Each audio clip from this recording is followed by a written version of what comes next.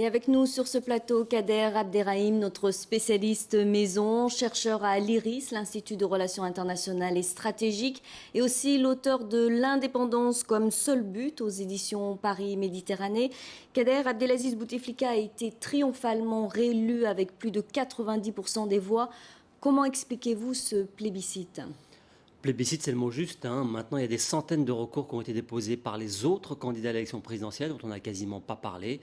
Donc il va avoir beaucoup de mal à se détacher, à se défaire de cette suspicion de fraude qui va planer sur ce troisième mandat.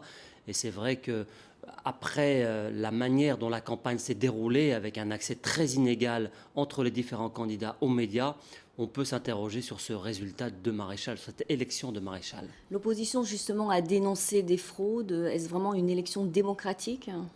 C'est toujours compliqué à dire parce que si on reprend par exemple ce qui s'est passé en novembre dernier aux États-Unis, avec un taux de participation exceptionnel pour les États-Unis qui était de 60%, on se souvient des longues files d'attente, des très longues files d'attente, des gens qui attendaient pendant des heures et des heures avant de pouvoir accéder au bureau de vote pour voter. En Algérie, on n'a pas de ce témoignage qui nous rapporte de telles files. Donc on peut imaginer que l'administration, qui est omnipotente, toute puissante en Algérie, a fait ce qu'il fallait pour que le président soit bien élu et bien réélu. Et l'opposition a-t-elle vraiment les moyens d'exister en Algérie ? Il n'y a plus d'opposition aujourd'hui en Algérie. Les deux principaux partis d'opposition ont décidé de boycotter le scrutin, ce qui est à mon sens une erreur politique. Il ne faut jamais rater une occasion de parler, de s'expliquer devant ses concitoyens. Donc l'opposition avait déjà été marginalisée, aujourd'hui elle se retrouve laminée et il est probable que demain, ceux auxquels elle est censée s'adresser, à savoir ses concitoyens, les Algériens, pourraient lui demander des comptes sur ce qui pourrait advenir dans ce pays.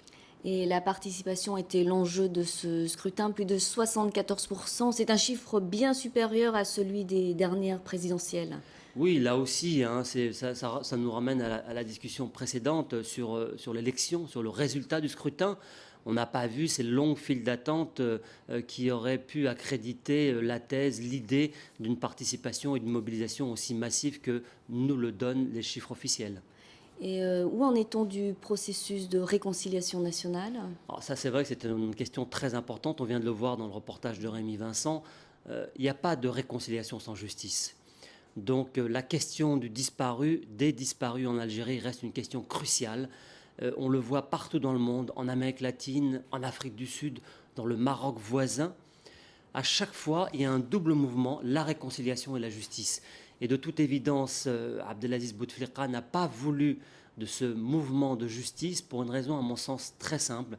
C'est qu'il ne pouvait pas accepter l'idée que l'État soit mis en accusation au même titre que les groupes armés islamistes.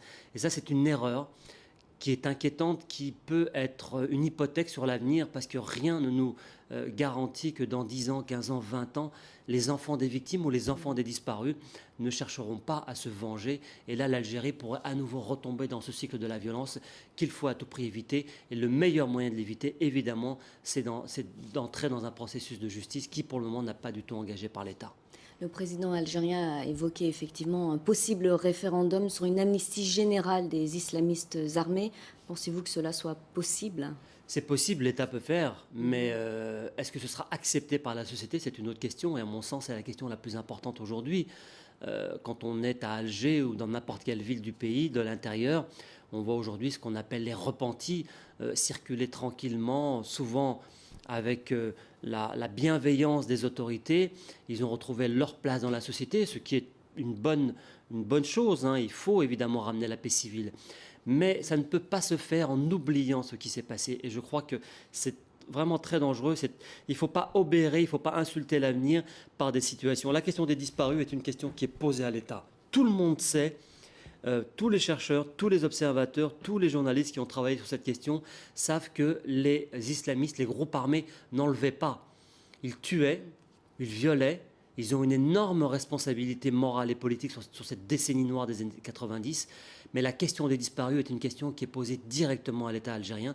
Et il faudra bien qu'à un moment ou un autre, on fasse part de cette situation et qu'on puisse l'aborder en regardant cette histoire face à face. On l'a bien vu dans le reportage, les familles des disparus ne veulent pas de cette réconciliation. C'est pas qu'ils veulent pas de la réconciliation, je pense qu'ils y sont favorables, mais il est parfaitement légitime qu'ils réclament la justice. Et quand on a des parents, des enfants, des voisins, des maris, des frères qui ont disparu, littéralement disparu de la surface de la Terre du jour au lendemain, et que l'État ne donne aucune explication, que l'administration ne cherche absolument pas à chercher à savoir ce qui s'est passé, on peut comprendre, il est légitime que les familles continuent ce travail de recherche de vérité, d'explication, simplement à la fois pour la mémoire, comme le disait un interlocuteur de ce reportage, mais également pour la justice. Et puis c'est une manière de s'inscrire également dans l'avenir. Merci Kader Abderrahim pour ces explications. Je rappelle que vous êtes journaliste, chercheur à l'IRIS et auteur du livre L'indépendance comme seul but aux éditions Paris Méditerranée.